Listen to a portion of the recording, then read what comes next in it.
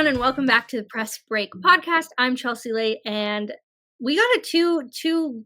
I know you. I felt like you were about to say like both of us, like both I of know. our names. I was just kind of about to go for my usual, but I was gonna say two-man podcast, but I'm not a man.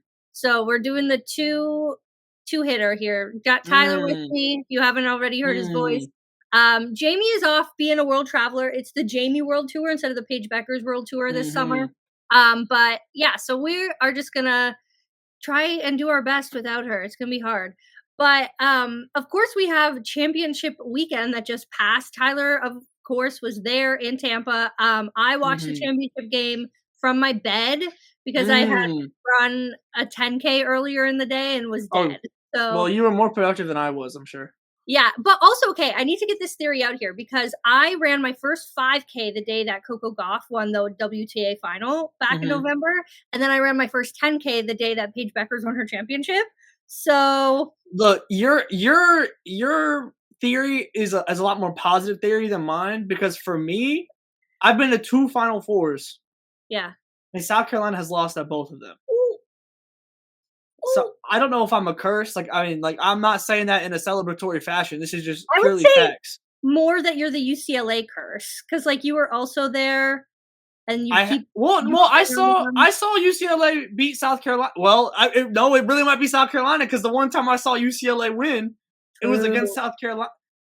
Look, bro, me and Don. Look, I got the picture when I was a kid, man. We go way back. This is not on purpose. I don't mean to do this, but this is now like there's now like a little bit more of a sample size where because I saw the Iowa loss in the Final Four, I saw this one, and then UCLA. I don't know. This is not a celebratory thing. I promise. This is just purely factual evidence that I have witnessed at this point. So if we're talking theories, So while you were down there cursing South Carolina Gamecocks, apparently, yeah. I was here in Canada spreading the Sarah Strong gospel to everybody. Let's talk about it. Let's go. Literally, I have created an army of Sarah Strong fans. So we went to I went to the Elite Eight, went out to watch it with my friend Jerome, who produces a podcast here in Toronto, a really popular podcast called Hello and Welcome. They cover the Raptors. But anyway, so we went and it was the Elite Eight where UConn beat USC. And the whole time we're sitting there, he was just like, this girl is nuts. And I was like, yeah, like Sarah Strong, like get on the train. So then they started talking about it on their podcast. We were like I was making little paint jerseys of Toronto Tempo, like her and AZ. And those were kind of going wild. And yeah, we were just spreading the word up here in Canada, getting the hype going a year early for these players that we technically in the realm of possibility could have on our team. So here you go. There we go. So that's what I was doing while the Final Four was going on. What was it like seeing UConn win their championship from your perspective? What a dominant performance, frankly. Like the first quarter, really the first half of the first quarter, it was like they were kind of going bar for bar. South Carolina was scoring. I was like, oh, please. Like I just wanted a close game, to be quite honest with you. After the 2 Final Four games being pretty just blowouts, to put it frankly. Like I just wanted a good game, a close game. Obviously, it ended up kind of getting away from South Carolina, especially in the second half. But you mentioned Sarah Strong. Let's start there. Look, man, I was having a ton of conversations this weekend, especially with Greer for No Cap Space. She's a UConn lifer. So like, I was asking her, and I'm like, look, you've seen, from Diana to Sue to Stu, like Maya, like you know what greatness in a UConn uniform looks like. And so I was asking her, I was like, hey, I don't want to be hyperbolic, but like Sarah Strong can genuinely be the best player to wear a UConn jersey. And she was like, yes, absolutely. Because here's the thing, like, this is her freshman year. We all know this. And we've seen freshmen like dominate and everything. But like, she almost had a double-double in the first half. She had 8 points, 11 rebounds in the first half alone. She ends this game with 24 points, 15 rebounds, 5 assists, 2 steals, 3 blocks. Bro. As a freshman. Like, so, like, this is – and, like, I think about this a lot with freshmen. Like, it's, like, even kind of going back to last year with, like, Juju and Hannah and Madison Booker. Like, this is the worst they're going to be. Yep. Like, they're not going to, like, devolve. Like, and you know what I mean? Like, And Sarah Strong is such a mind-bending player. And this was a comp that we were also kind of talking about. And then I saw Diana Taurasi use it on Mhm. the Stu and DT show was Baby Jokic. And like I try my best to kind of hone in on women's players Yeah. that like when it comes to comps. But truly, I don't know if there is a, a women's comp like Yep. with what Sarah Strong is doing, being a big that can pass the way she can, that can shoot the way she can, that can still body you up the way she can. It's truly Jokic. Like that is the Mhm. only player. And think about how mind bending in the men's game that Jokic has been. So you apply that as a freshman in college, Yep. like, and she's already at this level. Like, truly, when it comes to, because one of the things that I find coolest about women's basketball is like it truly is like a very stylistically like you have one team that plays like this, another team that plays like this. Even in the W as well, we kind of get that same thing. Well, the men's side it can feel a little bit more uniform in the sense of styles, a lot of threes, things of that nature. Sarah Strong has the possibility to like just break the styles in a Mhm. way of like because she can truly do anything. Yep. And this is like I mean she's still like what 18 19 like she turned I looked this up. she She turned 19 in, like, February. so like so I but I say that to say like this is not like her like final four like when it comes to body transformation when it comes to skill develop like this is not even close to what she might end up being. And so like I don't want to be hyperbolic but I truly don't know if you can be with how good Sarah Strong can potentially be. So like that when I was leaving like when I was flying out of Tampa like that was what stuck with me is like I don't know like we just saw the beginning of something. I Yep. just don't know how good that something's going to be. But goodness gracious, does it feel like it's going to Possibility. be all timer? Like if you told me in 3 years Sarah Strong is on the Yukon Mount Rushmore, I would not be surprised at all. And I don't like I don't want to like put like this heavy weight or anything like that, but like No. that is just truly an appreciation for how damn good she really is. Like, the fact that we're sitting here and she just finished her freshman season, is now a national champion, which, first of all, the fact that we can get that conversation out of the way, Mhm. like, is Sarah Strong good enough to be a national Mhm. champion? Yep, we're good. Okay, Mhm. next. Um, but, like, the fact that we're having these conversations of future first pick, future WNBA MVP, future Olympian, future Oh all yeah. of these things, and all we have is this sample size. And like one thing I really liked about the Final Four coverage as well was that they talked to her mom a lot. So if you don't know her Mhm. mom, Allison Feaster played in the WNBA. She played overseas. Just she played in college for Harvard. Mhm. And so like hearing her mom's perspective of like how Sarah has just always had this raw talent. One of the things that she mentioned while she was sitting with Sue and Diana was the fact that she never really had to like coach her because she just had so much raw talent that she Mhm. was like, I knew by the time she was like 10 that she was better than I would ever be, kind of thing. Mhm. And then you also have this incredibly like, you look at her and she's just so poised and calm and like never see her get stressed at all, never Mhm. see her have to figure anything out on the court. You have her Mhm. playing with Paige Beckers, who's this like 5-year elite like player, and they have this two-man game that's just like so it looks like they've been playing together for 5 years. They haven't. Mhm. And like yeah, I just really loved all of the ways that you could see through her mom through the weekend that like this is just her. Like we're just seeing her and like if she does change, it's not going to be in these like foundational ways. It's just going to be like the fine tuning that is going to make her game like even better. Mhm. And I mean, if I'm a WNBA general manager, I'm I'm taking now. now. Now! And I'll tell you right now, you know, another player I'm already thinking about tanking for is AZ Fudd. Cool. Because let me let Tomorrow me let me Temple, let's go. let me tell you about the People's Princess, okay? Because look, I don't know what we call ourselves. I'll be a jester. I'll be a part of the royal court.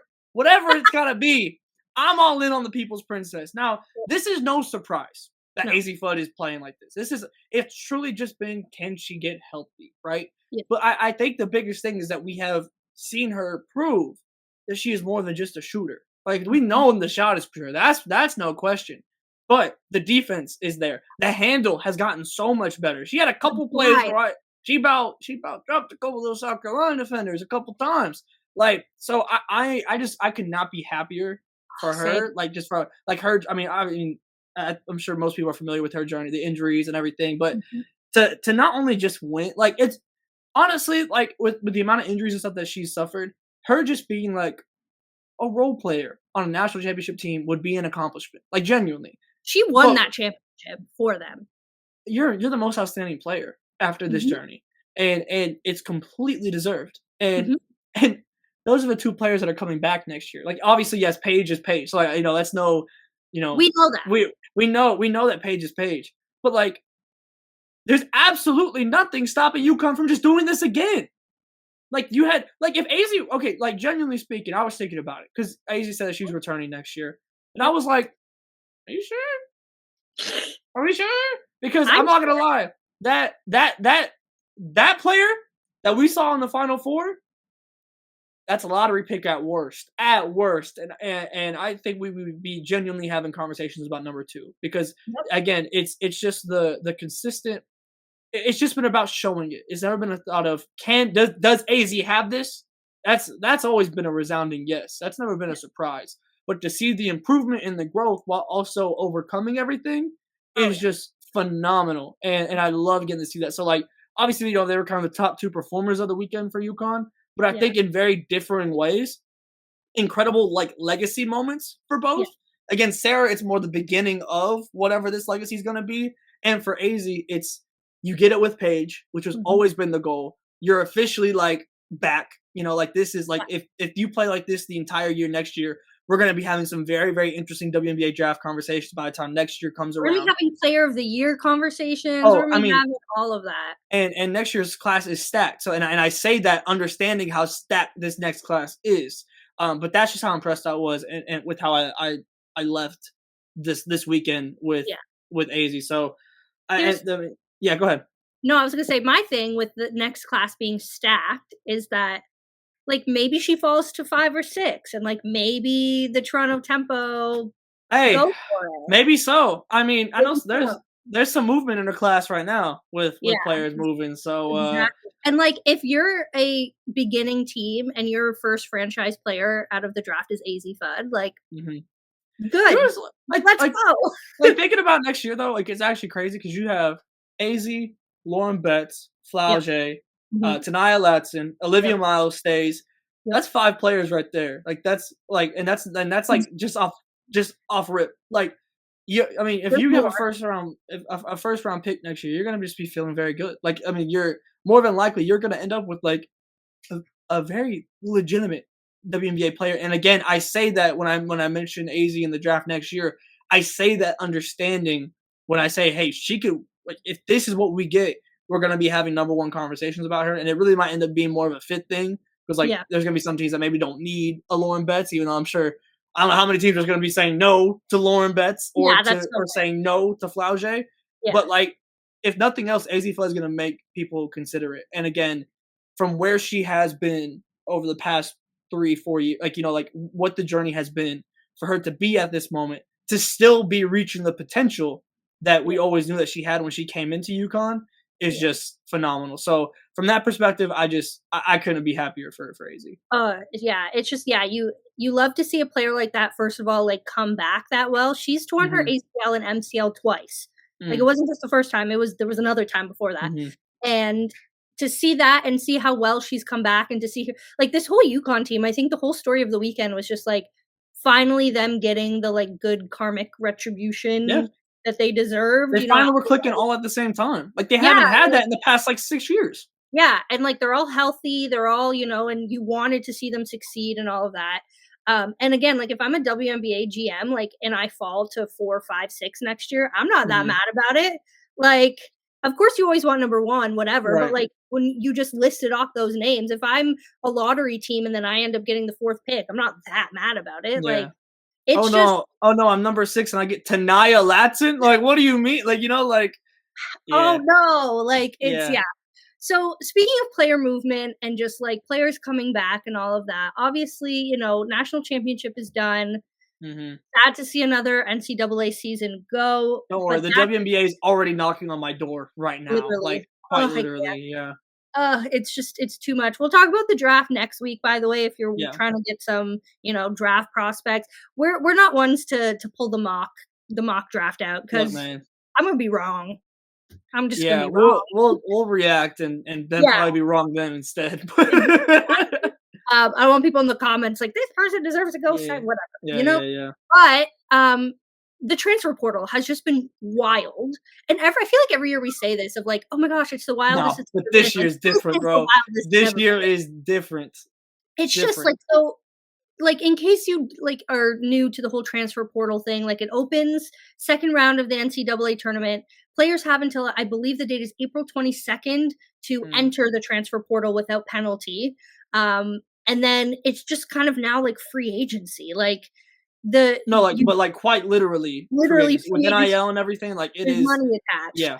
Yeah. And you have all these players moving for different reasons. I think this year is a testament to, like, there's so many different reasons going around, and there's so many different Mhm. reasons why people leave, and so many different reasons why they commit to the schools that they commit to. And Mhm. we're at the point now where we've had a few big names not only enter the transfer portal, but now commit Mhm. to schools. I think that, like, a few of the big ones happened today. We're recording this on Tuesday, but Olivia Miles officially committed to TCU. Mhm. Um, Tanaya Latson officially committed to South Carolina, which such a good fit. I think you and I have been Woo! talking about Tanaya Latson, and I'm curious because your face is now telling me that you disagree. Uh, But yeah, go ahead, go ahead. no, I was just gonna say we've been on Yeah. Tanaya Latson for months, like Yeah, yeah, yeah. on the podcast. Like, we Yeah. have been. This is like the Vanderbilt slash Tanaya Latson hub Oh, of yeah, we've been here. we We've know been here. who, you Yeah. know? Yeah. But, like, Tanaya Latson led the country in points per game last season with Mhm. 25.2 per game. Didn't really get the national attention that she deserved from, like, the big places just because, Florida State wasn't up there in that, like, ranked they hit the Mhm. rankings a few times, definitely got better as the season went on, but, like, weren't up there with the Jujus and the Lauren Betts and, Mhm. Mhm. Hannah Hidalgos of the conversation, but then leaves Florida State, commits to South Carolina, who definitely needed someone like her who's gonna come in and get a bucket, and then Mm. also she gets paired back with Raven Johnson, who was her teammate in high Who just school, announced that she's staying too. she's staying, which makes Mhm. sense given Tanai Mhm. Latson's news.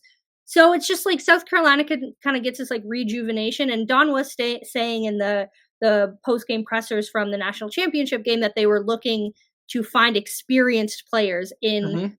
the portal because they have the number 4 recruit coming in Agat McKeer, who, again, I'm just my Canadian moment because she is like, wait till you see this girl. Y'all building the squad up there, up We north. are building a Y'all squad up building the here. squad up north. Yeah. Yep, we are, but she is phenomenal. So, like, Mhm. but she's a post player, so, like, Mhm.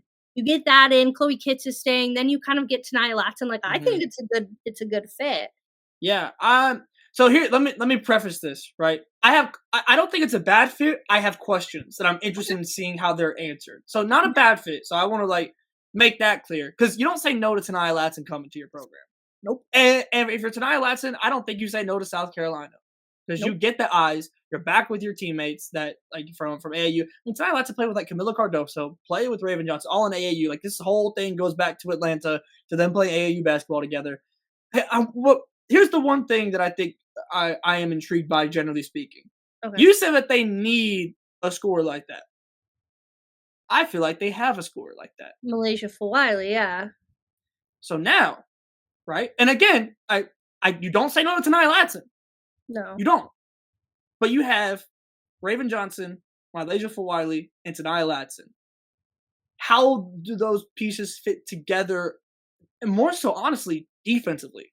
Yeah. And like, how do you? And then you still have a Tessa Johnson. Like you still have like there's a Maddie McDaniel was playing minutes this year. So like, so what I keep going back to in my brain, and again, like, look, I am going to hold any criticism of the move or anything like that until I see what Don Staley cooks up because I'm gonna wait because obviously I know you don't make this move without some level of plan Yeah. in a Stop pitch. cursing this team. No, I'm kidding. Right? No, don't put that on me. No, no, no, no, no. Do not put that on me. I am Don't just I don't am come for genuinely you. curious because what happened the last time South Carolina lost in the NCAA tournament?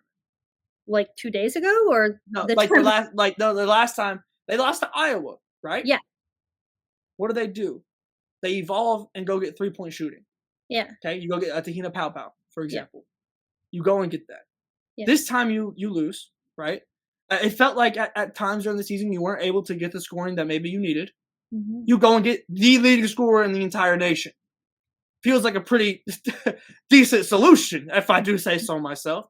But I'm Exactly. interested in seeing how the system evolves Yeah. because again, we haven't seen South Carolina roll out there with like three guards or like that's not really again it's always been a dominant big and you lose Mhm. Ashley Watkins you'll get her back next season from injury. We'll see how fast she's kind of able to ramp Yeah. up and everything. We saw Chloe Kitts uh evolve in the way that she did. We saw I mean Joyce Edwards seems like she's going to be a great player. So again I don't think it's a bad fit. So that's not like the right word to describe it. I am just like genuinely curious, how does this work? Like if Yeah. you do you try and put all three of them on the floor at the same time? Like because I Yeah. mean, because to me, the natural evolution is Malaysia's in the starting lineup. Like Yep. before transferring, Malaysia's in the starting lineup. Joyce Edwards is probably in the starting lineup. Tessa Johnson, presumably in the starting lineup.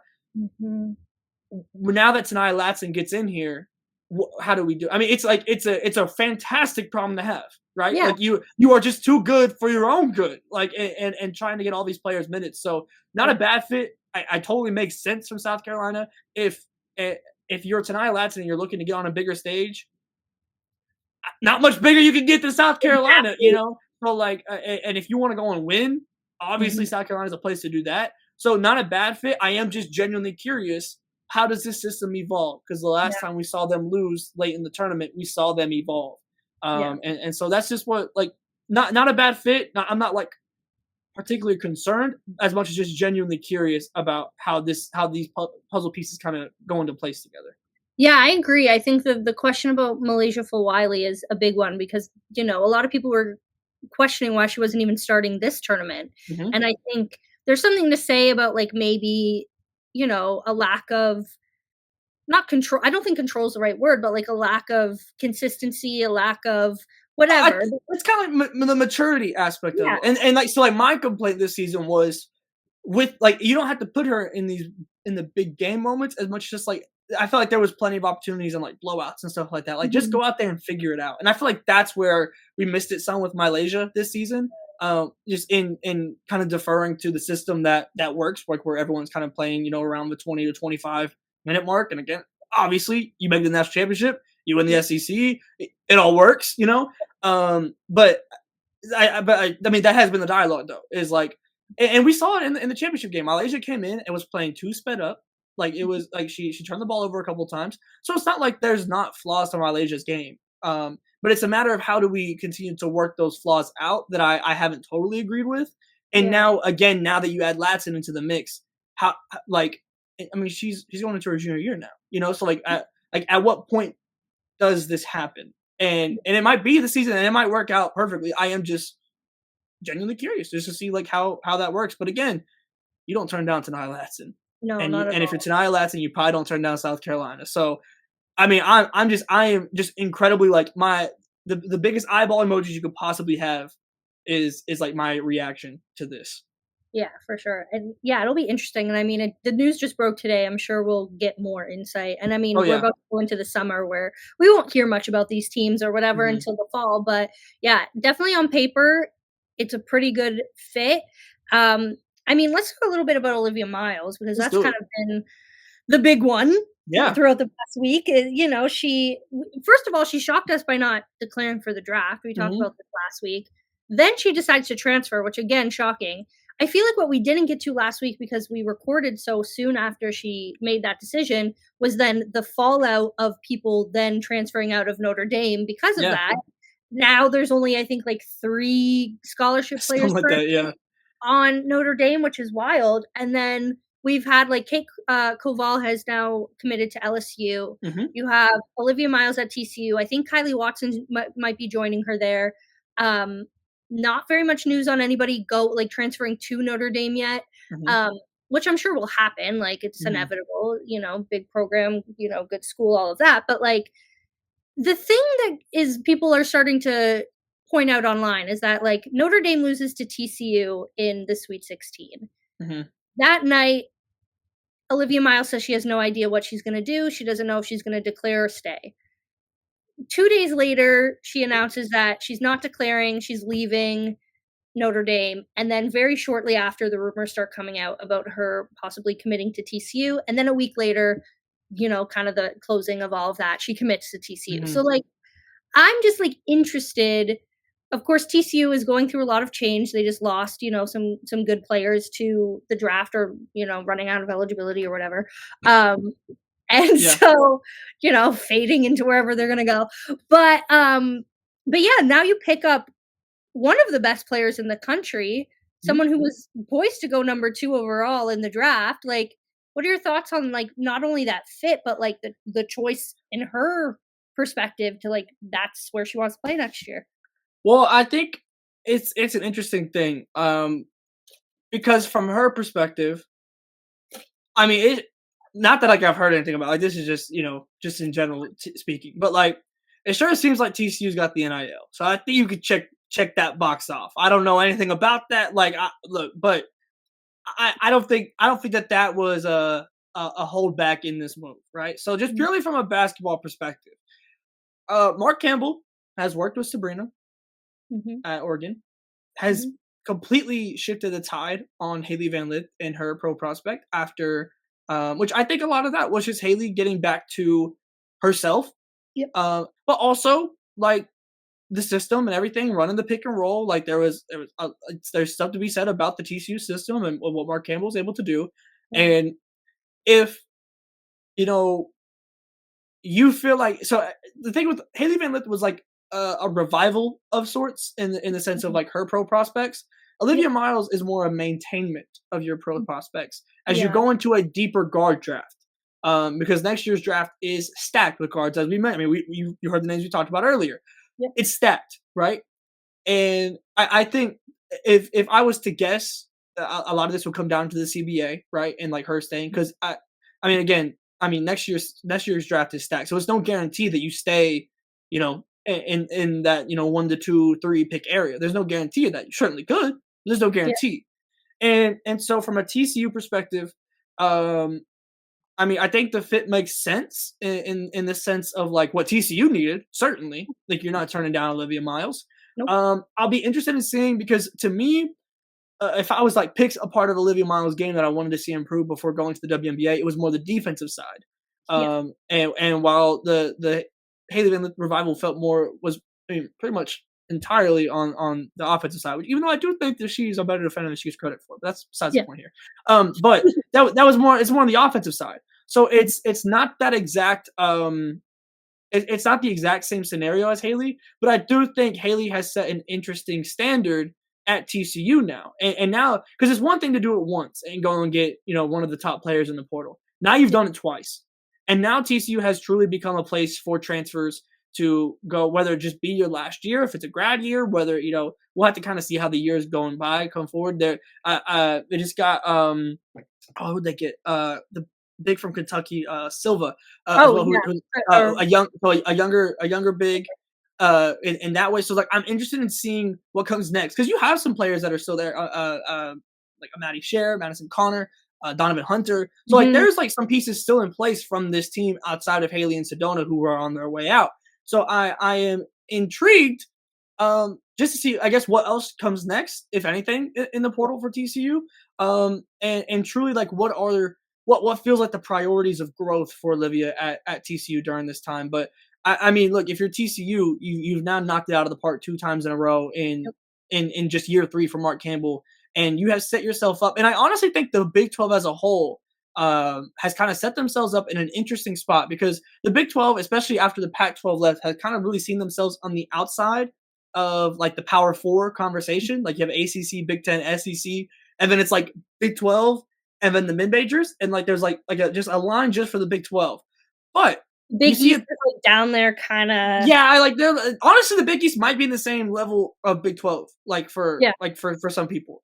yeah, And but I do think that the Big 12 has now positioned themselves, and with TCU leading the way in this, uh, how do I want to put this? Not being like a rehabilitation center, because I don't think that's what it is, right? no, But you see a Talia Scott going to Baylor. You yeah, see Jada Williams, who was Arizona Pac-12, goes to Big 12, goes to Iowa State, which I think I'm very interested in that move. Now Olivia Miles comes here. I almost feel like Haley Van Lith might have set the tone for what the identity of the Big 12 is, because I feel like there's like play style identities across like some of like the SEC is known for the athleticism and their defense, like the Big Ten. Now you add in like the Pac-12 schools, so it kind of muddies it up a little bit. But like they Mhm. had their thing. The ACC is always really guard heavy in that way. The Big 12 don't really have a style of Yeah. play across like all teams, but their style might just be the transfer portal. And Yeah. so I'm intrigued. Like honestly, I'm very intrigued that like a player that maybe is in like those top 3 conferences that Yep. hey, maybe it doesn't work out here. Let's go to the Big 12, different competition, different systems. Like you can really kind of pinpoint what you're wanting to work on and go and do that at these schools that are still obviously very capable of making deep runs. We just saw TCU Elite Eight, Kansas State Sweet 16. Like I feel like Iowa State is going to be better next year than they were this year. Oh, So we don't like have Jamie here to I talk know. about. I'll agenda for her. Yeah.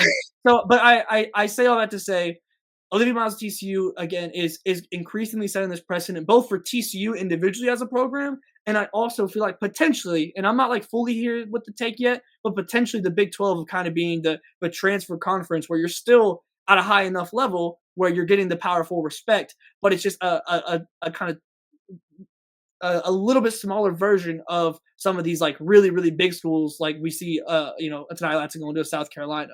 So Yeah. I'm intrigued by it, and ultimately excited to see what else TCU does in the portal, Yeah. if anything else, because I don't know right now if you would feel like they have a more talented roster than like what they had this year, but it Mhm. also kind of depends on the development that you have, which I Yeah. think is also a big deal. Of if you're bringing in these big players, if this is like the theme, you're gonna need a solid foundation on your team, because what if you strike out and you Mhm. don't get a player?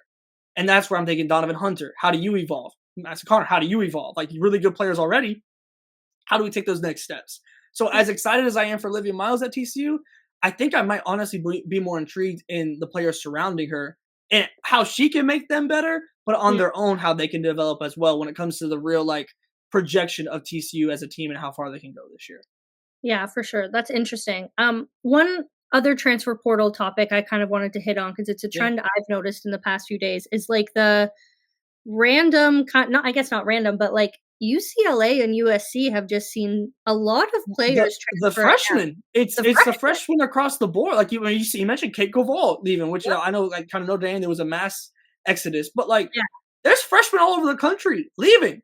Leaving and leaving these big schools, like these Yeah, top 10 ranked schools. So like, USC, last year we are talking about their like great freshman class, maybe the number best one, recruiting the class. number one recruiting class in the nation. Yeah, and then you already have Avery Howell who is out. You have Kaylee Heckle who is out. I can't think of any more have already I think that's left it from USC. USC. And then UCLA just like complete like I Arnisalo think leaves. Yeah, like yeah, it's there's yeah. a few of them who now I think there was 1 or 2 announced today, another one like yesterday. Like it's not like these big players, but it's their core, their future. These It's the players that future. they spent they're so long recruiting. And I mean, Hmm. on USC's side, we talked about, Kaylee Heckle had to step up a lot in the tournament after Juju, Hmm. was out with injury. So she stepped Hmm. out quite a lot. Avery Howell had to step up a lot. And the whole conversation was, oh, okay, now that Juju we know is definitely gonna miss at least most of next season, it'll be an Hmm. opportunity for these players to step up. And there's some great talent there, all American, all of that. And then they just leave. Yeah, And like Avery Howell's already committed to Washington, which I think is a pretty good I'm fit. And I intrigued. Yeah, think yeah, I'm intrigued by I that. can buy it. And definitely someone like I'll be following just because of the Canadian aspect of her game and Hmm. all of that. Closer to home for her, like, there's probably some of that going on. Hmm. Kaylee Heckle, I haven't really heard much about. And then on UCLA side, I mean, you made it to the Final Four this year, albeit, there was that game Hmm. against UConn that was rough. And, Hmm. but then you also have Sienna Betts coming in, who's going to definitely help in terms of adding more size Hmm. with Lauren Betts. And then, you have Kiki Rice, who obviously is going to evolve with the years past. Then they have who's coming in? You know Oh, this name? Ledger Walker. Yes. Hmm. Um, so we have heard like that is now gonna be inserted. So I was like, they're not like in a bad place. They just need to kinda regroup and evolve from the Hmm. version like a very good team that they were this year. So I don't know. I was just confused about that. Yeah, I don't I mean, honestly, I think for me, like, I don't have, like, a full conclusion until, like, I see where all these players go. Because it's one thing if you're going, like, it's like, I feel like, for example, like, going from USC to Washington, like, to Yeah, me, that feels like, 1, potentially closer to home, to your point, but yeah, also, like, okay, like, I can go and, like, lead this team. So, like, if that's maybe something that you want, yeah, then that makes like, if you're going from, like, a major program with a ton of talent to maybe a smaller Power 4 program that maybe you could kinda take on your own and, like, kinda put not put them on your back, but, like, to be that number 1, right? yeah, So, like, if that's what you're looking for, that's one thing. Um, but to see it in such a mass exodus type of way, because honestly, like we were talking about, obviously, like Notre Dame has been kind of the poster child for like the transfer portal of like what the heck's going on.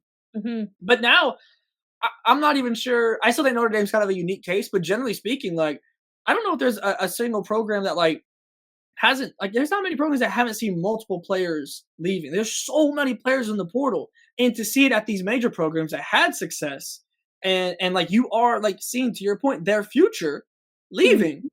Like I mean, it's such an interesting landscape right now, and again, obviously reasons will be different for each individual player, but like I'm really am genuinely watching the destinations just to maybe try and get some level of idea of like what it is, because like it's one thing, again, if you're going from USC to Washington, but if you're going, from big program to big program, like then that feels like something different, and I mean, but yeah, like the UCLA ones, like shocked me. mhm, Frankly, like those are like some of the most surprising ones that I had seen, especially from like a freshman perspective. But again, I don't really have like a conclusion yet because I am just, I mean, most of these just happened. yeah, Um, but like I really am like intrigued. Again, I'm not even like pushing, like I'm not trying to pull down the fire alarm on any program. Like honestly, mhm. outside of Notre Dame, Notre Dame's really been the only one where I'm like, what the heck is going on here? But like for these other programs, it seems like this is just what the transfer portal is, at least this year. That just seems like the vibe of it is like people just are going in, and like we'll see again. Until we see destinations, it's hard to build like a full conclusion out, or like if there's any trends or anything of that nature. Yeah, But I mean, I was pretty shocked to see like UCLA, especially like UCLA's kind of been like the one that's really stuck in my mind of being like I like an Arnesalo was a player that I fully thought was gonna be like a long term starter in the near future for UCLA. So like to see her go, yeah, for example, was super surprising to me. So I don't know if this is just like what the portal has become. Again, this is just like what it is, or if I mean I don't know. That's why I'm interested in seeing what the destinations are to see if we can kind of pinpoint some trends. yeah, and there's been a lot of good conversations. I know there's, been a few threads from, like, past players and players Hmm. who played in college, but not during this era of the transfer Hmm. portal being so accessible, and there's been so much of, like, should there be more restrictions on it? Should Hmm. there be, like, a one-time only transfer? Or, like, Hmm. the conversation is, yes, keep it as open as it is, but, like, who are helping these very young people make these huge Mhm, decisions that have mhm, to do with, like, money and their future and their career, like, mhm, what's who's helping them make these decisions, and is it driven by the money, or is it driven by their personal growth, or is it mhm, driven by just these kids being uncomfortable and wanting to get out of that situation, but not, having the freedom to do so, but because of that, not challenging themselves to, you mhm, know, stay in a place that's uncomfortable. And I mean, I say uncomfortable, there's a difference between an uncomfortable situation and a toxic situation. for Like, sure. if you're in a toxic situation, by all means, leave it. Yeah.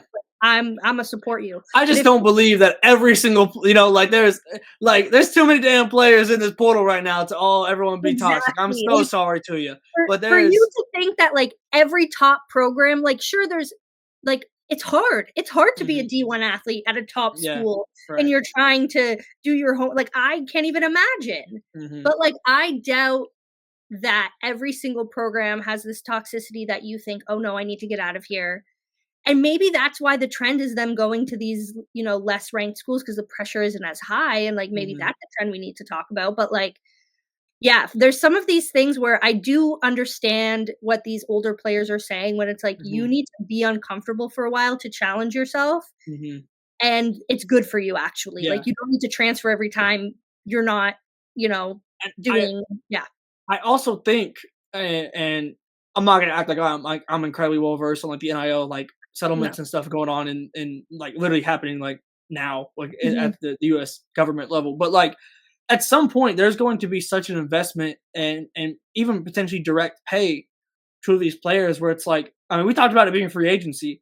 Like I'm not so sure. And again, I don't quote me. I'm not educated enough in this, man. It's only like my third day out here, but like if I would not be surprised if we see some level of like contractual agreements, like where it's like, hey, like we'll pay you, but you got to be here for 2 years at least, or like whatever. Like it really might genuinely turn into free agency just because of how much movement there is. Like there, like there's I don't know. Again, I'm not smart enough to go and figure out what the solutions are to any of this, Yeah. but like whether It's it just be like there's the wild west of the NIL and then the wild west of the transfer portal, and like you mix that together, and there's just so much chaos. Like for there has to be like some middle there's a ground. lot of Like problems, not very many solutions at work and for every single problem, exactly. So and I'm not smart enough to do it, but like it is like there is gonna have to be at some point some like there's at some point there will be some level of some type yeah, of law or legislation, whatever that ends up being. But like, I mean, we're just because in a completely different era. yeah, and then you think about these teams that are consistently good, and I'm talking about, like, South Carolinas, the Hmm. Yukons, et cetera, where you don't see as much movement, like, they're more buyers in the transfer portal because their Hmm. players graduate, and sure, there's, like, the, odd player that does decide to Yeah. transfer out because it's not for them, and that's fine, um, but then, like, how are any of these teams supposed to build consistency when your players are transferring in and out every year? Like, that's tough for programs too. Like, how are you supposed to recruit when you don't know who's going to be on your roster next season? How are you supposed to plan for whatever when you don't have these consistent? Because the idea is that you recruit someone, you think you're going to have them for the 4, maybe 5, whatever years, Hmm. and then you get to build that team and like have this team that then you get to the point where it's UConn now and you have these players who have played together for however many years, they have chemistry, et cetera, et cetera. You have South Carolina where you have these very committed players. They're good. We're talking about their growth from Hmm. freshmen to whatever in this same system. Hmm. I don't know. It's just like a tough thing to figure out how to fix Hmm. because you want the players to be able to have autonomy, but at the same time, it's just so much. Yeah. No, I mean, I don't think it's a coincidence that you saw. I mean, UCLA definitely got active in the portal this Mhm. year, Yeah. but like South Carolina, pretty consistent. I mean, very consistent actually. South Carolina, Yeah. UConn, same. They just haven't been healthy, but they've all been there. Yeah. And then even Texas, like a pretty damn consistent roster over the years. Generally speaking, I think they've had more movement, I would say, than South Carolina and UConn. But like generally speaking, like Roy Harmon's been there for a long time. Taylor Jones has been there for several. Like like this is they've been around. And so like You I think don't back think to, like, the Cameron Brink era Stanford, like yeah her and Haley, like, yeah. just I mean, kind I just of it's not a coincidence that um the top teams, generally speaking, are teams that have stuck together with the players that they recruited. And you have to recruit well to be able to do that. And that's also a byproduct of already being the dominant programs that they are. Like, I mean, so like in that way. Um, but yeah, I don't have the answer. I mean, I, I'll wait for someone to tell me the answer. I'm not gonna make my head hurt trying to think about it yeah. because that sounds like an impossible task to be It's quite above our honest with pay you. grade, above our pay. Absolutely, absolutely is. Yeah, it's, definitely a wild time, but, like and there's definitely more to come, like, I feel like the big names kinda come out it's the same as free agency, you have the big names that do their thing, and then there's the second wave, and then whatever, Hmm. right? Hmm. And especially now with the draft, like, coming and we'll know so, like, we're recording this on Tuesday. Around, I'd say tonight or tomorrow comes the deadline where the players that were in the national championship game have to, like, declare or not declare. So I'm assuming the WNBA is gonna come out tonight or tomorrow with that list of, like, who's being drafted. So Hmm. then you can kinda start guessing, okay, who's still in college, who's not, whatever, and then we'll see more transfer portal action from there, but Yeah. My head is spinning. This was spinning. supposed this was supposed to be my relaxed day coming back from Tampa, and then the two biggest recruits in the portal Yeah, and, commit. like, you and I Oh, both follow the NBA too, that's just its own thing, I yeah, don't it's a whole other thing going on. Yeah, yeah. boy, The world of alright. basketball. The world of basketball. And we said we wouldn't yap for 45 minutes. Yeah, Every it time we never do fails. It this. never fails. But yeah. Oh, and before we go, our bracket challenge, just have Mm. to shout that out. Let me pull up who actually won. Will say we got a message from Aaron of Her Hoop Stats because he wanted to make sure we shouted him out. He got 4th place overall, which is fantastic. Shout out to him. Yeah, and I did not.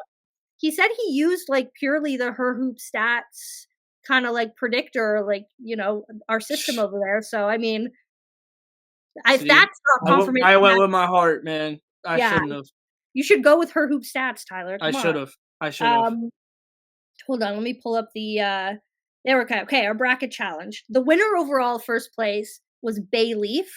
So shout out to you because I was not there. Out of the 3 of us, I came in 46th. Thank you. Okay. Tyler, you came in 83rd.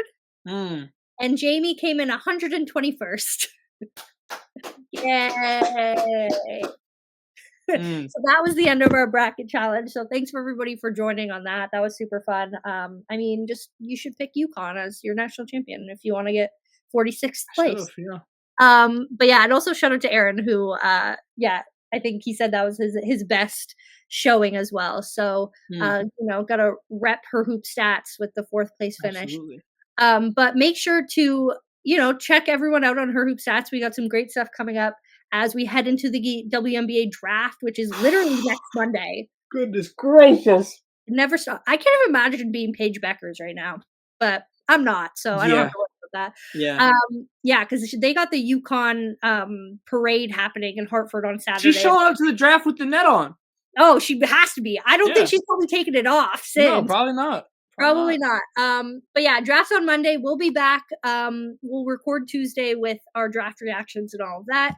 But Her Hoop Stats until then is going to be coming out with stuff. Make sure you're subscribed to our newsletter. It comes into your inbox, so you don't even have to go looking for it.